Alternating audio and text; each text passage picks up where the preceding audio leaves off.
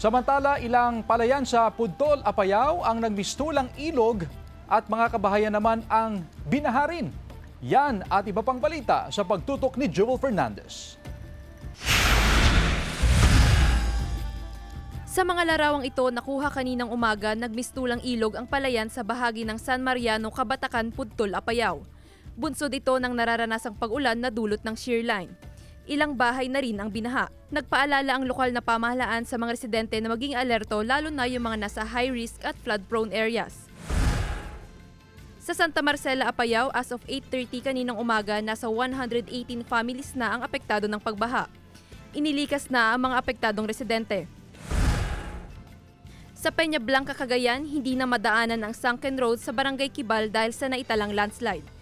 Pinapayuhan ang mga motorista at residente na umiwas muna sa lugar hanggang sa maglabas ng panibagong abiso ang mga otoridad. Lagpas na sa critical ang Buntun water level. As of 1 p.m. nasa 11 meters ang antas ng tubig. Sa huling datos ng PDRRMO, 9 na bayan sa Cagayan ang nakararanas ng pagbaha. Bunsod ito ng ulang dulot ng shear line at pag-apaw ng tubig sa Cagayan River. Nasa mahigit 4,000 pamilya ang apektado ng pagbaha. 688 families o 2,429 individuals ang mga nasa evacuation center. Ang iba lumikas sa kanilang mga kaanak.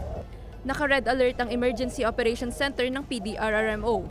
Nakahanda na rin ang mga rescue equipment sakaling kakailanganin. Joel Fernandez, One North Central Luzon.